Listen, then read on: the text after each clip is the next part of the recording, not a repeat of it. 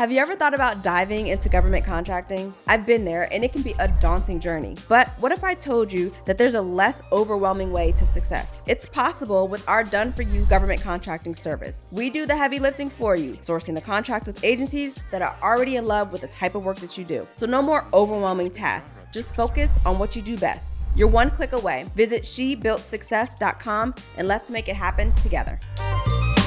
In this episode, we're talking about what makes a multifaceted woman, and I am sharing some of the behind the scenes of all the titles that I hold, along with how you can fully step into your multifaceted self. Welcome to another episode of She Built Success.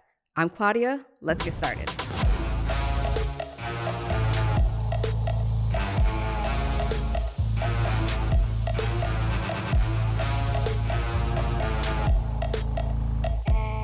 So, 1994, I believe that's when the movie Clueless came out. I was in middle school, and I might be dating myself on the time in the movie, but I was in middle school.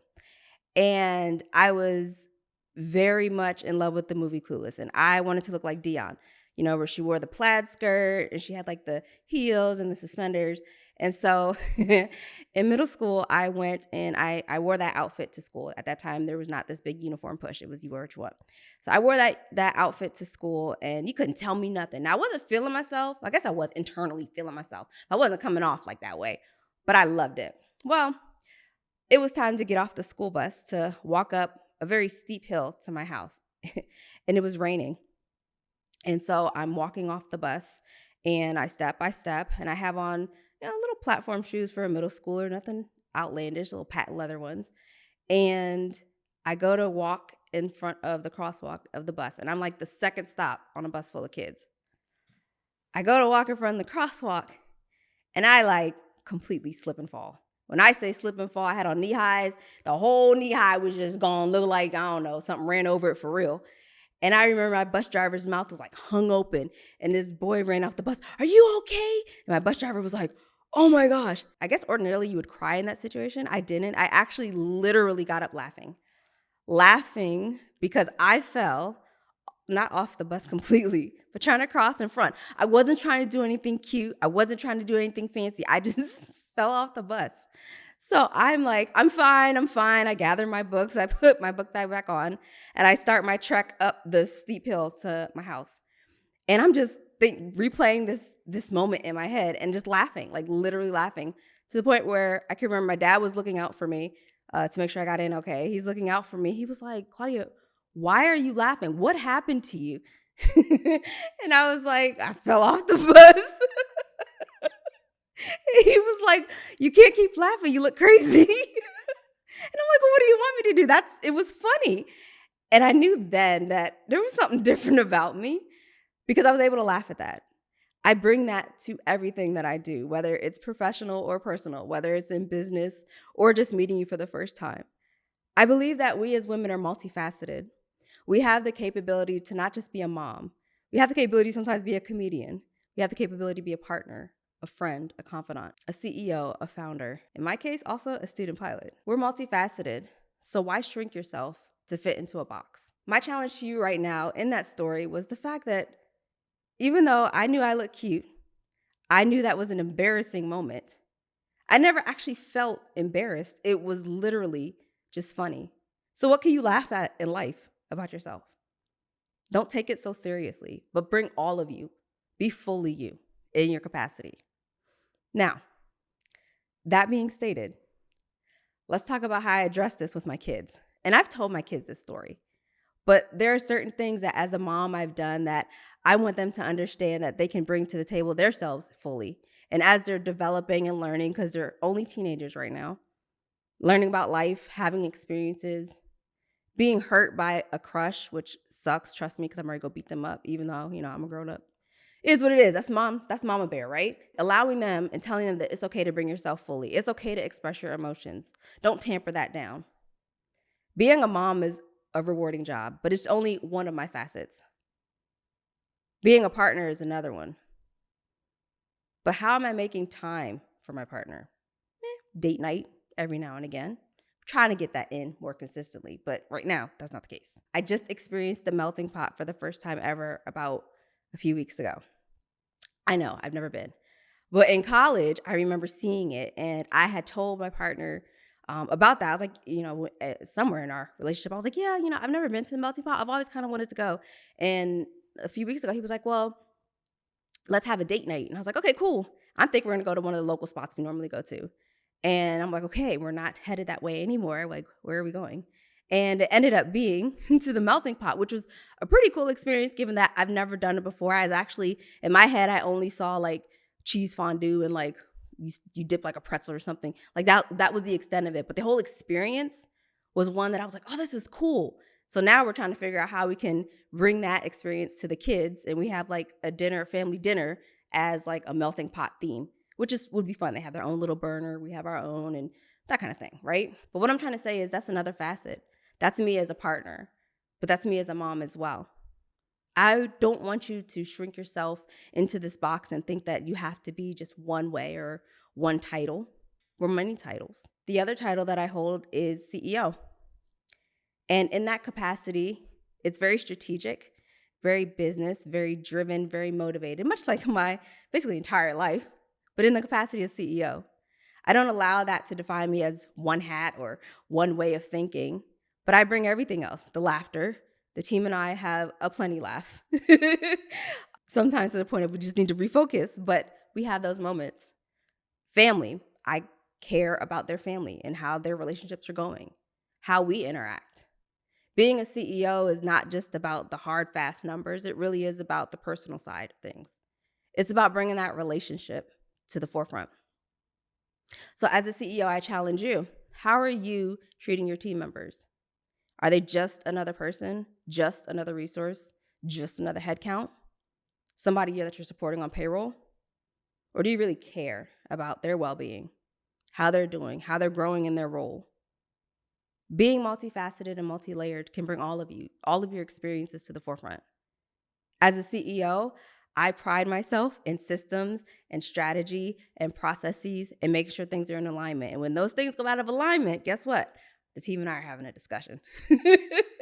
But we're having that discussion because it's important to understand that we need to be marching to the same drum. But other titles, what other titles do you go by? My other title, nonprofit founder.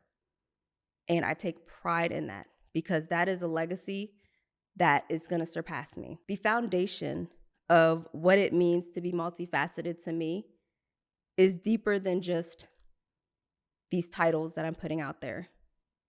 The whole purpose of She Built Success is to show you that you can have more without burnout. You can do more without burnout and stressing out. It's just how you manage your time and what your interests are. For me, I am a big vision type of a person. I swear by Airtable. And for those that know me, y'all know my Airtable be on steroids and not a little simple base, I promise you. But I live in Airtable. I do a 12-week year in Airtable, and I've talked about that before. But more importantly, I have vision in Airtable, and I pray about it. So I have a vision board. It's digital for me. And I have like my desires and my things, but then I pray about it, and I'm like, God, is this in alignment with what you want me to do? That's vision for me. I bring that vision across the board, personal, relationships, professional, exercise, because roly-poly, I need to get some lbs down, but that's also in their health. That vision is a holistic me. It's not just a facet. It's not just a revenue goal. It's not just a team building goal. It's everything. It's not just the desires I have for my kids. It's what I also want for myself. And while I cannot have all of those quadrants that I do in Airtable in rotation at once, I usually do it in chunks by the quarter.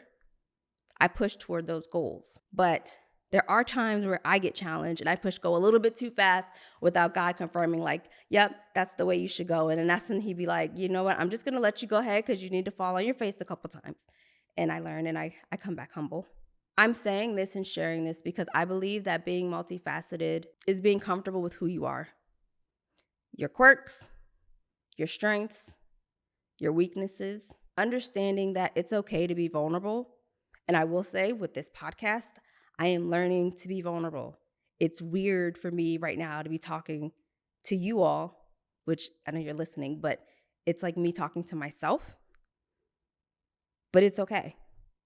So even though we're a little rough around the edges right now and we're working out the little kinks, I love being able to come to you guys and just have these kind of conversations. In my head, I'm hoping it's not like boring sounding because I know I'm a fun person, but at the same time, it's like, well, shit, get it done. Like, I'm not going to know until you execute. I don't believe in theory. I don't operate in theory. I believe in action. I believe in execution. I believe in getting feedback. That's the only way you know if something's working or something's not. Otherwise, you're just going to be in your head. And I think sometimes as women, we tend to just be in our head too much. Like, push go. Execute. Understand that there's a strategy behind it. What are some ways that you can bring about the layers of you? Is it movie time with your family? Is it carving out 20 to 45 minutes working out? For those of you who are like really dedicated to the gym, more power to you, but is it an hour in something working out? That's not my ministry.